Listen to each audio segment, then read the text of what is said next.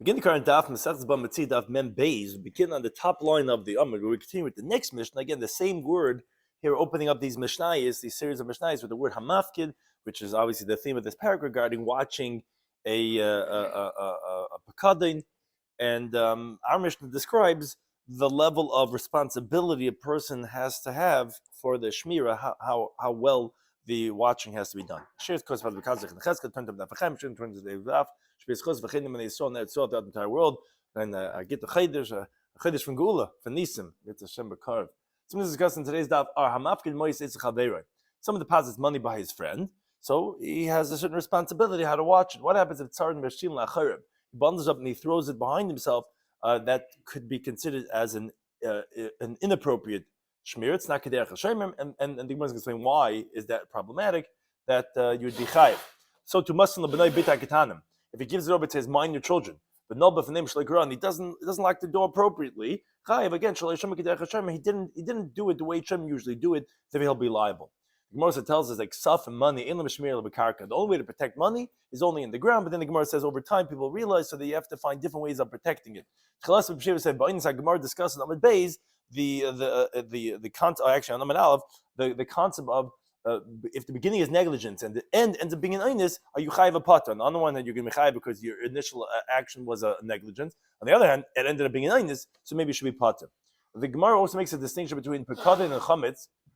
Where both of them have to be put into the ground, but regarding their depth in the ground, how deep in the ground do they have to be that they're considered as if they're away, out of sight, out of mind, so to speak, which from different reasons, but because the chametz, both for their respective halachas, have to be buried. And on Amud Beis, the Gemara tells us, kalamafkid, whoever deposits someone by someone, al das ish lebanavu mafkid. It's with the understanding that you realize he's not a one-man show. His wife, his children, they're all going to be involved in watching this item, and it's not considered like a masari shomer, the shomer acher. And the Gemara ends off by saying two incidents of a Shema who guarded the Pekadin, but wasn't told of certain details, and then it was stolen or died. What's the halacha going to be? Because, in the sense, the person wasn't negligent, but had they known those details, they would have been more careful. So that's what the Gemara discusses regarding who's going to be liable. To begin the current Daf Mem Beis, top line of the Amud, the next Mishnah, Mafkid Mois is Chaveir. So now we're talking about money. Someone deposits money by his friend. So it's Tzaron, so the guy bundles it up in his kerchief, and he goes and he throws it over his shoulder. So like a scarf. He takes a scarf, wraps the money in the scarf, and he throws it over his shoulder. Or he gives it over to his minor son or daughter. And he locks the door inappropriately, meaning it's not an adequate locking of the doors. So chayiv, these two cases, the Shemim is going to be liable. He didn't watch it the way Shemim usually do. It's a negligence in his shmira. Now, but let's say someone did watch it. He was careful in regarding the money the way it's normally done, and the money was lost. So then, Potter, the Shemim is not liable to pay because it's considered a neinus because he watched it the way it was supposed to be watched. Okay, so the Gemara opens up with a question on our Mishnah. I understand all the cases of the Mishnah where if a guy didn't watch it the way Shem usually watch it, so therefore he's going to be liable. Like let's say he gave it over to his 7-year-old and he didn't lock the door, so of course the money could get lost, it could get stolen, so he's going to be chayiv. But when the case of where the guy bundled it in his scarf and he threw it over his shoulder where he's holding onto it, what should he have done? He put it in his bundle, in his scarf. He bundled it up. What's the negligence over there? So Rabbi Yitzchak says because the pasuk says in Devarim, this is a pasuk that's talking about when someone is paid to his meiser sheni and he's taken up to Yerushalayim. The words of the pasuk is you should put the produce into money and bitzarta hakesef biyodecha. You'll bundle the money in your hand, which teaches us the Torah is telling you a lesson that although that it's in a bundle, meaning even though you put in your scarf and you bundled it. But it's not enough to throw it over your shoulder. It should be in your hands. A real shmir is you're holding on to people. You see people that they want to really hold on to their money. They don't put it in their pocket. They're holding it in their hands because that's a higher level of a shmira. A shemer has an obligation not to throw it over his shoulder, and therefore it's shlei shema kederech hashemim, and that's why he's going to be chayiv. Now, related from the same Amayra, with the same pasuk, but a different teaching. says, a person's money should always be found in his hand. What does that mean? So Rashi explains, meaning he shouldn't deposit his money to others to be put somewhere else. Because what happens if he has merchandise that he could suddenly buy and make money on? He wants to always have cash, liquid, to be able to have it available. Shlomo says in the pasuk, you should wrap the money in your hand, meaning you should always have it available in the hand, ready to go ahead and use the money. Another teaching from the same Amayra, also a related idea. He says, a person should always split his money into three parts. Shlish bekarka, a third in real estate. Shlish permakja, a third in merchandise. Shlish tachas yadei, and the third to have cash, to have liquid. Again, in case you have an opportunity for something, suddenly you should be able to go ahead and buy things. And the Rabbi is teaching you that importance of how to diversify your portfolio. Another teaching from Rabbi Yitzchak, again about Parnasa, Eina bracha Metsuya. Blessing is not found, meaning that it should be blessed and it should be increased on its own, passive income, so to speak, but in this more spiritual way. El b'davar samim min ha'ayin. Bracha is only found by something well-known teaching, only by something that's hidden from the eye. Like says the pasuk in Devarim. It says in the pasuk, God will command to you the blessing in your silos, but as Rashi says, the word basamecha could be expounded as the word samoy, what's hidden from the eye.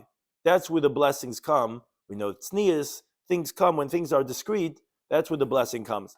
And similarly, Tana Rabbi Shmuel, in the Baruch Mitzuya, blessing is not found in b'davar she'eino ayin shaletes boy. There's a discussion what's the different teaching, but it's a very similar idea. Only by something that the eye does not dominate over, where the eye doesn't see it. Shlomo says in the pasuk, Yitzav Hashem itcha es habracha basamecha. Hashem will command for you the blessing in your silos, where again it means something that even here Rashi says is differently wording, but it's a lashon genazim, something that's hidden away where people don't see it. That's where blessings take effect. Now, a related teaching, the Gemara actually says in what's called in the world of Avodah. We know in the world of Torah there's the concept, and there's the world of Avodah, how to go ahead and apply it. So in the application, there's a halachic application of this idea. Learn the brayso. Someone's going to measure his granary. He's going to see what he has in stock. He's taking inventory. So he says first like this: May be the will in front of you, Hashem our God. You should send blessing in our handiwork, because since it wasn't measured yet, it's samim in the ayin. He doesn't know. Blessing can take effect. It could be exponential because you don't know. Once he started measuring, he says, saying in the present tense that blessed is the one who sends blessing in this pile. You already measured. You already know how much quantity is here, and then you bless. So there's a prayer in vain, because lafisha in a bracha mitzuya bracha does not take effect. Now it's something that's weighed. Now it's something that's measured. Not something that's counted. Only something that's hidden from the eye. That's why I don't balance my checkbook, because if I knew how much money I had, I wouldn't. That's it, unlimited. That's it. Something that's Shenem, like it says in the pasuk, Hashem will command you the blessing that's in your silo. But again, it means davar sam in the ayin. If we don't know what's there, you could have mamash. You could keep on pouring and pouring and pouring. The second you measure, again, you can't dominate anymore, because you already entered into the world of teva. You already know how much there is. Now, related to that loch of the Mishnah, Amar Shmuel says, Kesafim, and this is very important because we're talking about money in our Mishnah, how to properly protect it. He says, Kesafim elam shmir el bakarka. He says that the only way to protect it is by putting it into the ground. Because if you don't protect it that way and it gets stolen, it's going to be a negligence, which this place has a whole arichas over here. What happens if someone did put it into the ground and then it was stolen from there? Would a shem esacher be chayiv? Is that considered as an einis? Is that considered as a geneva? But Al-Kapan, he says the only way to protect it is by putting it in the ground. Now, however, there are some exceptions. Amar Rava, he said, Shmuel agrees, Be'erev Shabbos ben hashmashes. If, let's say, the money was given to the Shemer right before Shabbos, where the classic Chassid Shemasa comes to the Ruv, a few hours before Shabbos, he comes, he says, I'm going somewhere, this guy that looks interesting with a turban, and gives it to the guy right before Shabbos. There, the rabbis didn't obligate the person to go with the kapota, with the frak, right before Shabbos and go start burying into the ground. And then if it gets stolen over Shabbos, the shomer is not going to be liable. Now, but vishol matzah Shabbos. But if he delayed on matzah Shabbos, shir lemikverinu v'lekavrinu, he had enough time matzah Shabbos to go ahead and bury it, and he didn't bury it. Okay, then mechayev. Then he's going to be liable because you could have gone and you could have protected it properly. Now, but v'itzuv mirabananu. But if the mafkid, if the owner, if the guy who deposited the money by him is a Talmid Chacham, who is someone that is a Haredi, meaning he's someone who trembles on the mitzvah of Avdallah, that he wants to make sure he's going to make it ala kos, which we take for granted, but there was in the Talmudic times to get wine, you have to go ahead and buy it. Savar, so then the shomer tells himself, Dilma meboyle zuzil avdalta. Maybe it is the money for Avdallah, and therefore that's why he didn't bury it. And therefore, actually, in that case, he would still be pater, even though he delayed on Matzah Shabbos. 3 hours after Shabbos, and the guy got the money stolen, they made him a lav malka, someone stole the money. He's going to be pater because he said, I'm not burying it because the guy might need the money to make Avdallah on the case. Now, says the Gemara, this was all in the times of Shmuel. But, Vo'idna, now in today's time, says the Gemara, the shchichi gisha shoy. What happens is, everyone knows that people would bury the money in the ground. So you had people coming with these like metal spits that they would feel around in the ground to recognize where is it hollow in the ground to find people's money. So then elam shmira, there's no protection ela b'shmei kaira in the sky of the beam, meaning by the roof, right beneath the roof. That's the only way to protect it because in the ground's not protected anymore because they come with these sticks trying to find where people had the money. Now, problem is, says the Gemara, no, v'idna, today, the shchichi frumai, which actually people that break into the roof, then the ein lem shmir, no, that won't be a protection anymore to put it anymore right beneath the roof because they break in over there. Elabeni urvi. Rather, the only way to protect the money is between the rows of the structure of the wall. So between the cracks in the wall, that's the only way to protect the money. Now, Amar Rava says, Umay de Shmuel b'kaisel. Yeah, and Shmuel agrees that although he said ein shmir el b'karka, he agrees that the protection would be in the wall. But, says the Gemara, in the now, you have to know what all these nows are, but now the shchichi tefachai, now there are those who feel on the wall to know, they know how to bang, clop, clop, clop, to feel if there's a hollow over there, to know if there's money hiding over there, then elam shmira, then there's no more protection in the wall either, el betefach hasamach lekarka, either on the handbreadth that's closer to the ground, or the handbreadth that's closest to the top of the roof, but they're on the wall. I mean, the guys who break into the roof are not going to find it, it's not in the roof. The people who dig in the ground are not going to find it, it's not in the ground. The people who clap on the wall are not going to find it because it's not where people's hands normally be. It's right there on the bottom of the wall. On the top, it's like one of those, the Pesach books. You have to buy it every single year. You can't keep the one from 23 or 20 because it keeps on upgrading what the Ganavim are doing to know what's considered a valid Shmira, because it kept on changing, they kept on chopping where people hiding the money, and you have to always be ahead of the curve to be appropriate shmira. Now the Gemara tells us, explaining Shmuel's halacha about karka, so something that's actually a very in Yom Yomim now with the Rosh Chodesh Nisan for Pesach. He says, Hasam Tanan, in the Mishnah Masechet Pesachim, it tells us chametz shenafel of mapoilas. A very practical halacha. It comes up with, let's say, if you have a chametz behind the fridge or whatever, if you have a chametz that a huge pile of bricks, let's say, fell on it, halacha is renei kumavur. It's like it was already eradicated. You don't have to do beer chametz anymore because there's no more bal yirah, because it's already like destroyed because it's under this pile of rubble. Shmuel says no. It has to be kosher and a kelev yochel lechapes acharav. Has to be as long as a dog cannot go and find it. Tais is actually in Dir Maskla She'ein. He asked, "What are you talking about?" The Gemara Pesachim tells us that actually this was in we had it on Daf Lamed Vav, that you don't have to check in a hole because there's a danger of a scorpion. So what's the shear of if a dog can't go ahead and find it?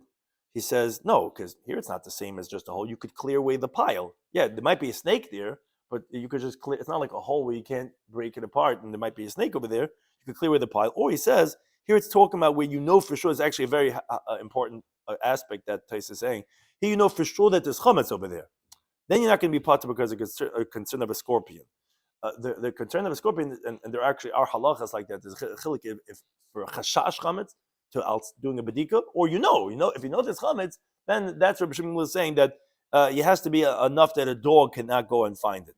Now, the Torah in the Braisa, kama chafisas hakelab, how much is it that a dog will go ahead and dig after it and find it? Is gimel tvachim, is 3 handbreadths, and says the Gemara. So why are we bringing this halacha of chametz over here? It says Gemara hachamai here regarding protecting the money of the halacha of Shmuel, that he says you have to bury in the ground. Me being the shleisha tvachim aloi. Do you also need to have it to be 3 tvachim in the ground, like Rabbi Shloimy says regarding chametz, or not? So Amalei says to him, no. There is because of the smell of the scent. We know dogs have a good scent. That's why they have them in many different arenas. He's going to smell and he's going to dig after the chametz, and he's going to find it. You're going to have chametz on Pesach. That's why you need 3 handbreadths.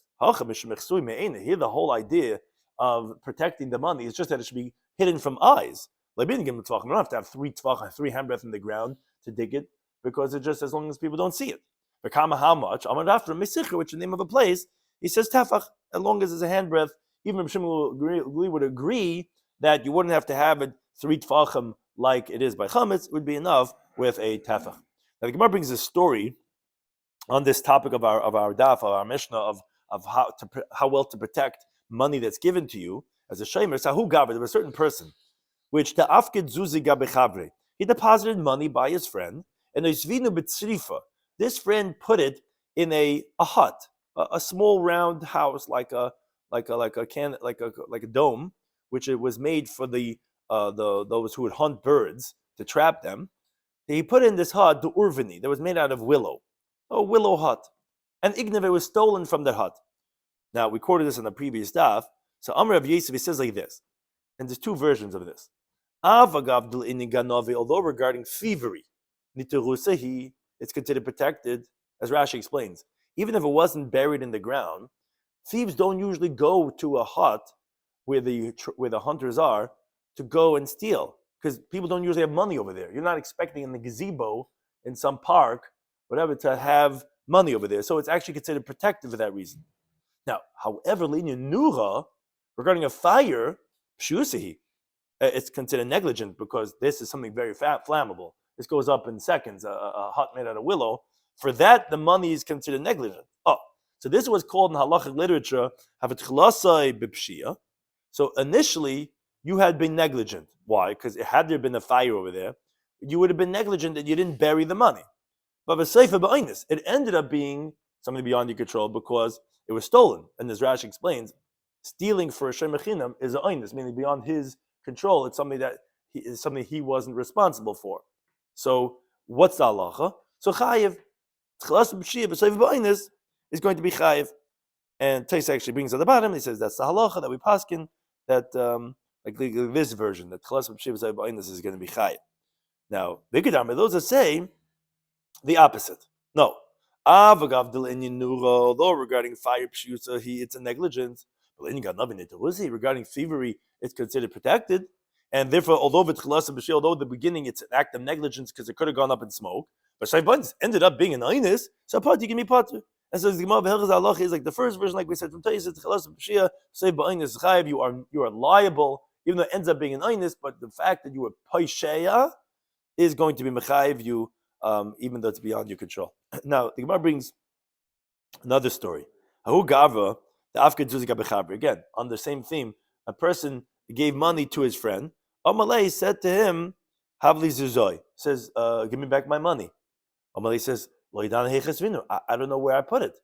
So it's coming to the Rav. Amalei, Kol lo yadan. If a guy says, I don't know where the money is, it's a negligence. Zil Shalom, go pay because of that pshia. And the Gemara brings another story, again with the same opening words. Who gathered? It's it would any shemer, even a shemer, any shemer, because a pshia, every shemer is chayav for. How is it pshia? By not knowing where it is. Not knowing where it is. I don't know where it is. That's a pshia. Whatever, yeah, it's your negligence. I mean, whatever. I mean, that's any normal person is expected to know where the item is. Again, opening with the same words. There was a guy who deposited money by his friend. Now, here it gets interesting. There's a few players over here. Ashleminu, so this guy gave it over li'ime to his mother. V'izvinu bekartelisa, and his mother put it into a box. Vignev, and it was stolen. So Amar Rabba says, Heichen nedainu dayan l'haydina. So he says, let's give you a backstage look into the. He says, how should a judge this case? If you're going to tell the shomer, okay, you have to go ahead and pay up. Why? Because shomer, and this is what we mentioned. We had this discussion in Avlam Beis. The shomer, didn't watch it himself. He gave it over to his mother, another shomer. And if you hold like that, the Amar, the whole shomer is chayiv, so you should be chayiv and give it over to his mother. Amar is going to say no. It's a tintam and Beis. Kol amafkid. Anyone who deposits something by another person, he obviously relies on the fact that the person's family, even though it's interesting, the Gemara only says his wife and his kids, and he gave it over to his mother, the mishpacha, that you know that the shem is not going to, he's going to give it over to the adults in his family, and they're trusted to him. And when you give it to the person, you're obviously having that in mind, that he's going to go ahead and give it to his family members. So you can't hold him responsible that his mother was watching it. So therefore that shouldn't be a liability, shouldn't be a pshia on his part. So, okay, so what are you going to do? You're going to tell the mother that she has to pay because, like remember we said from Shmuel, in Shmir el Bekarka, she didn't properly protect the money, she put it into a box, you have to put it in the ground. So she was negligent on the Shmira. But she's going to say, my son didn't tell me that it's not his dakfrina that should bury in the ground. Not everyone buries money. If you have a halacha of a shayman, then you have to protect it by putting it in the ground. But people keep their money around. How do you think clean ladies make a living, right? People don't put away their stuff. So I'm saying, so he didn't tell me, so that's not my fault. Says the Gemara. Okay, but name Malay, maybe say to the guy, the son, Amayla Amritla. Why didn't you tell her? That should be your negligence for not having told her. He's going to say, no. Kosh can know the more so. If I'm going to tell her it's mine, then she'll be more careful because my money. Someone else, fremdes geld, she won't care so much. But the zins, so what? That's not a negligence by not telling her that it's someone else's money. My money for sure I thought she'd protect. So who could be mechayev over here? So Rabbi says, you're right. Nobody. He says that the halacha ends up being mishtabei ihu. The guy swears the hani zuzi ashlemin limi. He swears that he handed it over to his mother. Umishtabei ima, and the mother swears the hanu zuzi that these monies are svina bekartilisa that she put into a box ve'ignev and it was stolen. Upater, and they're both going to be pater. They're going to be off the hook because no one did anything wrong, and therefore they're going to be pater. Now the Gemara brings another story. Hahu apetrapa de yasmi. They were, what?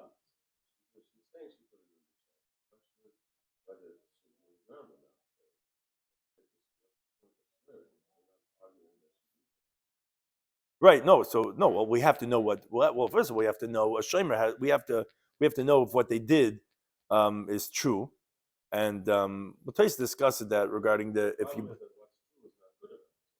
No, it's only not good enough because that's what Taisa explains that it's because it's a peshia shaboy. It's not because I don't know if it's saying klap shmai galya in the chanami, but it's the shomer shaboy.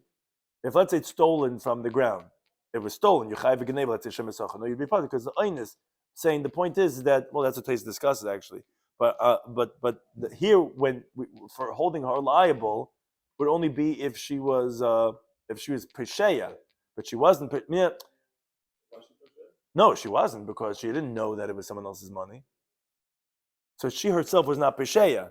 That's what Taisa says that.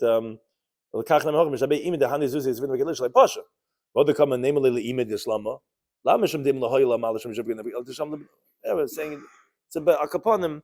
That's the point of her swearing to know that she was not pesheya. Because if she was pesheya, then yeah, she would have to. Says who's paying who, the mother paying the son, whatever. Al kaponim, he would be chayiv. If his mother was pesheya, he would, and then his mother would pay him back. Now the Gemara brings another story. There was the caretaker of orphans, but here there's also many different players in the story. So there's orphans. There's a caretaker of the orphans. The Zavan who Tugali asked me. So he bought oxen for the orphans. Now let's say they need oxen for whatever purpose, to let's say plow their fields or whatever. So, but Umas Labakra. So this caretaker is very busy. He can't take care of the ox himself. He gives it over to a shepherd. Now the problem was like this. People didn't realize this. The ox had no teeth to eat, so it missed, so it died because it couldn't chew. It was there in the herd, in the flock, but it couldn't eat. Now like those kids who get overlooked, and it's esnish, and that's it. So Rabbi Chami says, okay, again, take you into the back room. How should judges judge this case? What's the suffix? So it says Gemara like this. So like as we line up over here, who the personalities are, it seemingly you can't have anyone chayiv. Okay, what are you going to do? You're going to tell the caretaker, look, you're the caretaker, you're responsible for these orphans, and it's your negligence over here because you bought the animal and it died. He's going to say, what do you mean? I gave it over to a shepherd. He should have let me know that the animal's not eating. So it's not my negligence. So he gets himself off the hook. Okay. So what are you going to say? You could tell the shepherd, okay, you have to pay. He's going to say, what do you mean? I put the ox, I put the animal with all my oxen. I fed it food. I didn't know it's not eating. So the school's taking off, the parents taking off, no one's taking responsibility over here. He's saying that, what do you mean? I put it in class, I gave everything it needed. So says the Gemara, okay. Mechti, let's see. Bakra, the shepherd, he, as a paid custodian of the orphans, he's obviously getting paid to watch this animal. So he should have looked into this, if it's eating or not. You have a higher level of shmirah when you get paid for it. So that should be a negligence on his part. That the Gemara answers, no. Like this. You could say that he asked me, meaning the Gemara is saying you're right. If it would be a loss for the orphans, hachinami, the truth is you're right, because it's his responsibility. He should have looked into it. When you get paid for something, you're getting paid for a job. It's not like you're doing a free thing. You're getting paid for this. You should have looked to see if the animal's eating or not. So that's not the suffix. What we're talking about over here, that the suffix would be, is the lekab say that he asked me. If there would be no loss to the orphans, what does that mean? How's there no loss to orphans? The animal died. No, the orphans encountered the owner of the ox, meaning the original seller of the ox. The orphans encountered him. They told him, he says, look, the animal you sold us died. And the orphans got money back from the seller because they said to him, it's a mekach tois. This was a mistaken acquisition. We bought, we collected all our money and we got this cow and it died. He says, look, I'll refund the money. Now the question is, so eleman kotoin. So wait a second. So who's claiming from whom that we're saying, how should we judge this case? Says the Gemara, Mori de Tura kotoin. The owner of the cow, he's claiming, and he's asking that to the shepherd, well, actually, we'll see who he's claiming from. Said, my animal died by you. He's claiming from the caretaker, the one who bought from him. The caretaker bought from him. So he refunded the orphans. When it comes to the caretaker, he says, Iboile la deuran, that you, the apotropos, should have notified us that it wasn't eating. Says the Gemara, my medinale. What do you mean? Why should the caretaker have notified the owner? And that's what he's claiming. He's like, I reimbursed the orphans, but I have a claim on you. So what made the other demekach? He knows his animals. He was the seller. He knows it was a mistaken acquisition. He knew there was no teeth. So what's his claim on the caretaker? That the caretaker should have notified him that it's not eating. Says Gemara, we're actually talking about besafsira. We're talking about what's called a middleman, a guy who buys and sells animals in the marketplace. On the day that he buys it, he sells it. He flips. The guy goes and he knows who to buy from. Which is incredible that there's such an idea that these guys make so much money. but they don't have nothing that they're bringing. Just they know how to buy and sell. So he goes to this guy, buys it for $500, and he sells it to this guy, puts on a nice little coat on it. He sells it for $750. So this middleman, the zav mahacha mazman lahacha, he buys from here and he sells over here. He didn't know there's no teeth. He barely knows what it is that he's even selling. So he just takes that Amazon truck and he says, okay, I got whatever this whole thing, I'm going to sell it to you. I got this from this guy for $5,000, selling it for $10,000. And now they come back and they says, you should have told me. I didn't know what I was selling you. I didn't know that there was no teeth. Okay, so that's the case. So let's about Hilkach. So the following is like this. The way it comes out is that Mishtabeya Ihu, the Safsira, the middleman, he swears to lo havayada. He says, I didn't know that there was no teeth, which he didn't. He has no clue what he's selling. Umishalam Bakra, so the shepherd has to pay. He's the one left holding the bag. Because the Maisa, we said, the Maisa, he's the guy who's getting paid. He's a Shemasacha. He's responsible to know if this animal is eating or not. We didn't just pay you to another kid in your class, number 27, you get paid the whole schal limit, and you just keep him, let him. You have to see what's going on. He has to pay Dimei Basa Bazel. He has to pay the owner the price of meat at the cheapest price, which we'll explain in a second how much is that. But Rashi wonders, he says, this is a very interesting halacha that Rami Bacham is making up over here. First of all, he says, what does the middleman have with the shepherd? He's not his shomer. How does this happen? The middleman, there's the original owner guy was his cattle, Bob's cattle farm, and this middleman, Steve, goes and buys and he sells it to some caretaker of an orphan's estate. And then the caretaker goes and he's not taking care of himself. He has some shepherd there in Samaria, going ahead and taking care of his animals. So how is the shepherd responsible to compensate back to the middleman? What does he have with him? So Rashi has an interesting answer. He says, we had a mission of Lamhem and Beis when the guy rents a cow from his friend, and then the renter lends it out to someone else and it dies in the normal way.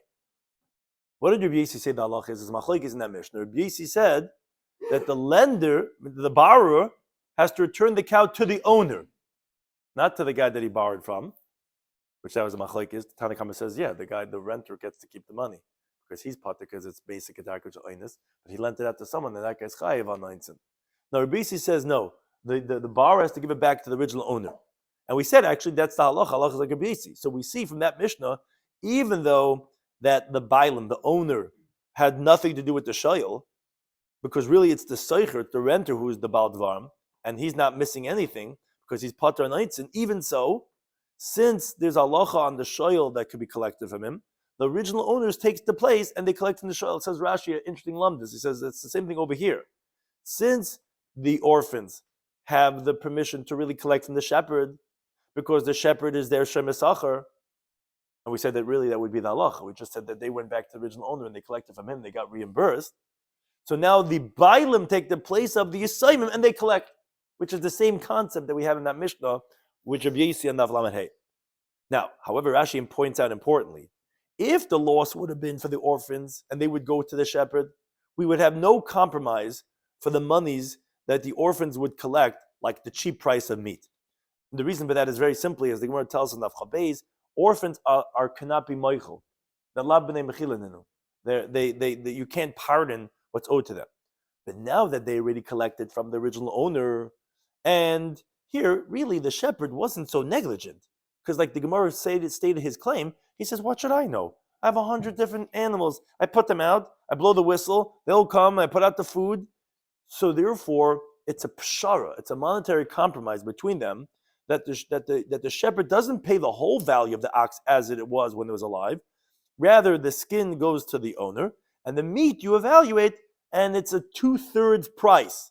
Because whenever the Gemara tells us you pay bezoil, the cheapest price, that's, as Rashi explains from the Gemara Bava Basra, is going to be 2/3 of the price. And therefore, that's the halachic compromise that comes out, that the shepherd is paying the middleman, the Dimei Basar Bezoil, 2/3 of the price. Now, another story the Gemara brings is Ahu Gavra, another person, the Afkid Kishusa Gabechabre. He deposited hops, which is what you put into beer and it ferments, you make beer out of it. So a guy deposited hops by his friend. Havalela didei nami carried the kashrus. And now the guy who was watching it also had his own pile of hops. Now Amalei, the guy, the Balabayas said Lasarsere. He said to the guy who was in charge of his house, who makes his own beer, he says, Mahai Rami. He showed his own pile, and he says, here, take this pile and put it into the beer. So he had his own microbrewery and his homegrown beer he makes. So also Rama Be'idach, the other guy, the guy who works for him, made a mistake, and he put in the hops of the other pile, the one that he was watching for this other guy who deposited by him. So Amar Ram, again, the same terminology. How should judges judge this case? Namely, if we're going to tell the shomer, go pay up because you took this guy's hops and you used it, Amay says, but I told my worker from this one, he took the wrong pile. It's not my fault. Okay, namely, we're going to tell the worker to go pay because he took this guy's hops and he used it. Amay said, my guy, the owner, didn't tell me to take from this and not to take from this. So therefore, I didn't know. And Tais discusses exactly when would you say this principle or when not. But here, since it's one area, he didn't know he meant dafka from this. He said take from this, and therefore I could have thought it means from this also. So therefore I shouldn't be chayiv. So then the Gemara asks, wait, very simple. If the owner's pile was closer and the one that was deposited him was further away, so the Gemara says, V'idisha, if the shliach, if the worker delayed, shirla, so you delayed the amount of time to bring it from what was closer, but he didn't bring it back yet, so gali adaite, so the balabais obviously revealed his intention, the neichale, that he's pleased that he's bringing him the other guy's hops, because he realizes bringing him the one that was deposited him, and he's not protesting because he knew it should have been there already. So obviously he's going to the further pile, so that itself should be mechayev him. So the Gemara, no, but it didn't delay. It didn't take any longer. Okay, says the Gemara, but at the end of the day, my pseidik, because the Gemara doesn't know yet if any of them should be chayev. Each one has a good excuse. But the Gemara says, my pseidik, what was the loss? What do you mean? He actually gained from the hops that was deposited by him because he put into the beer. And his hops remain. So like Rashi says, let him pay from his own hops. The hops obviously are better when they're fermented and turned into beer. So what's the grace of shaila anyway? Says Gemara, no. But Amar B'Sama B'Reid Rav says the have a shicha chala. What happened was that the beer actually soured, and it didn't really benefit from the guy's hops, and so therefore, that's why you can't say that he should just give it. It didn't really benefit from it. Or Vashem, it says b'chise. We're talking about that the other guy's hops were inferior because there were thorns mixed in over there. So therefore, the beer didn't really ferment the way he really wanted to, and it actually was harsh in his eyes that the guy put it inside of it. So it's actually bad for him. So he's actually not gaining. So therefore, says the Gemara, kisi. So what does he actually pay him? He pays him the value of hops of thorns according to whatever the increase was. Meaning, as Taisa says in the bottom of Bekisi, that he didn't really profit so much, so you don't give him that much. You give him only however much that benefit actually was. Thank you for any time for hosting us.